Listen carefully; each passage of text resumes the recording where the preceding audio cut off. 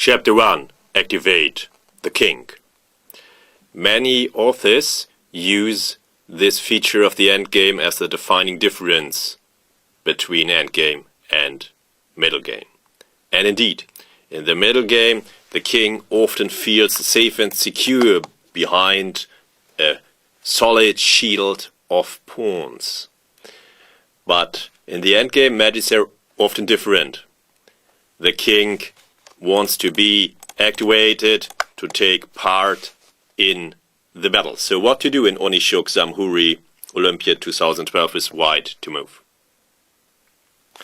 H3, followed by activating the king to F4 and white wins. This is of course also one of the differences, that it is often easier to make such definitive assessments of the position. Yeah, white's king is quicker, black's pawn structure is broken, and this is enough here to win. And black has no defense. After king f6, g4 undermines black's structure, and the e4 pawn is lost sooner or later, either in the bishop endgame or in the pawn endgame. Yeah. And white's active king makes all the difference, which is very typical for endgames. Variation by Baburin from Chess Today. Okay, so Zamhuri played h5, and yeah, this is one of the reasons why I chose the example. Onishok further activated his king. It came from g1 and is now heading directly to the heart of black's position. Here bishop c4 would also win directly, but okay, there's nothing wrong with advancing the king. And yeah, black's king is really not going anywhere. Onishok applies the principle do not rush, as black has no real counterplay, and black's king is going nowhere. And now bishop c5 either simplifies to a completely one pawn endgame or wins many, the f7 first and many other pawns later. Yeah, simplification of two pawn endings must be calculated very carefully, of course. Another guideline. I'll come back later, but let's stay with the active king for the moment. What to do in Timofeyev Peshikian, but I have to admit that black has also other very tempting options. I like the game move king d7, of course, but Markus Hochgräf and Martin Vogt suggested at one training session rook d4, and this I now like even more. Activating the rook, playing with the active bishops, and this is very good for black, and I probably now even prefer that way to keep more attacking potential on the board and then maybe activate the king later. While in the game, black played king d7, which is also strong, and black's king is activated and white's isn't, and black won later. But of course, rook d4 a bit spoils the example slightly. Okay, Kotronias Jakovenko, Bursa 2010. What to do with white to move? Activate the rook here. Rook a3, followed by activating the rook, and then white might be even slightly better according to Kotronias. While b4 was a mistake and violated the guideline that you should not play on the wing where the opponent is stronger or which the opponent wants to open. Now Kotronias opens the queen side for black. A typical mistake. And Jakovenko played king e6 and b5. And now black's active king is a major factor in evaluating the position. There are only two results. Black wins or it's a draw. What to do with white? White should also bring his king to the game, which is now taking part on the queen side. And then I cannot say how to evaluate it. Both options are still open, but of course, in practical play, Jakovenko would have had good winning chances. It is very difficult to defend such a position. Well, after rook f3, black was definitely winning.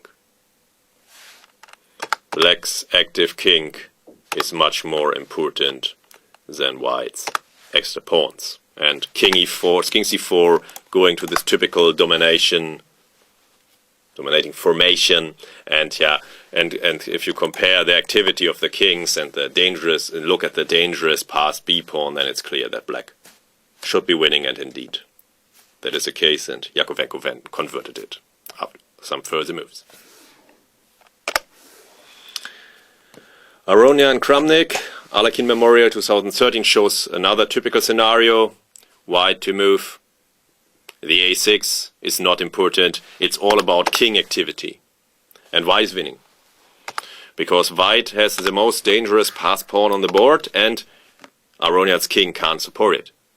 Here, unfortunately, both moves win. King takes e5 is also winning, but there's nothing wrong with Aronian's approach.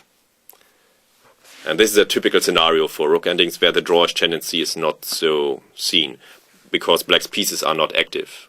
And creating counterplay just lasts long. Okay, no counterplay on the queen side. And this plays against the counterplay on the king side and helps the d pawn. The checking distance, of course, is not large enough here. It should be 3 squares as a guideline. We will see later. Okay, Kramnik has managed to activate his rook, but what counts is the activity of white's king. The king likes to help such a passed pawn. It's one of the features of an active king. Black is lost in any case, but okay, let's see the fourth fast which arises. Okay, and the main guideline for the fourth fast is that the side which gives the first check wins, but obviously here it's wrong, as this is no real attack. Aronian just gives the counter check, and now his attack is for real. Game over. So Kramnik resigned as he's mated.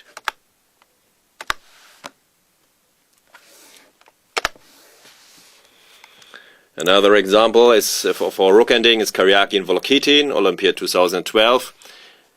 And what to do with black to move.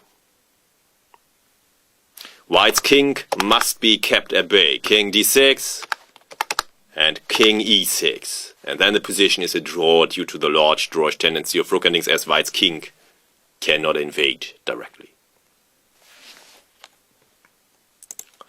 While in the game, Volokitin took, but now white wins with rook e4 due to his active king versus the passive black king, and Karyakin converted convincingly.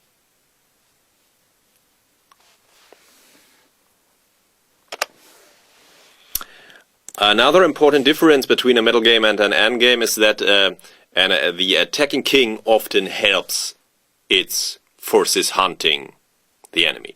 Here, Carlsen, Shirov, Forest 2008. With bishop b8, it would still be a draw according to Kryzenkov, but Shirov played bishop g7, and after king g3 it was over. White's king closes the mating net, and there's no escape.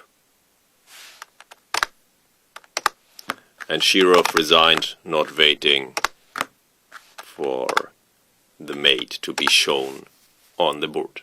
And the guideline that opposite colored bishops favor the attacker from the middle game is also valid in the endgame if there are more forces on the board, like rooks here. And the attacking king then often helps in weaving the mating net. Here it closes the roads to the south. And finally, one warning example not to follow this guideline too automatically. Short, Belyavsky, Linares, 1992. White's king is more active, and this is also one of the major reasons why white is winning. But Nigel Short's choice was a bit unfortunate. So even with reduced firepower in the endgame, be careful, don't run into mating attacks or perpetual check patterns or whatever by activating the king automatically. But calculate concrete variations as well, of course. Do not use any guideline just automatically, but only to help find candidate moves, to orientate yourself, and then to bake up your conclusions with concrete calculation. Chess is a concrete game, after all. So, white is indeed winning due to his active king. This is an example for the guideline, and knight takes f6 wins.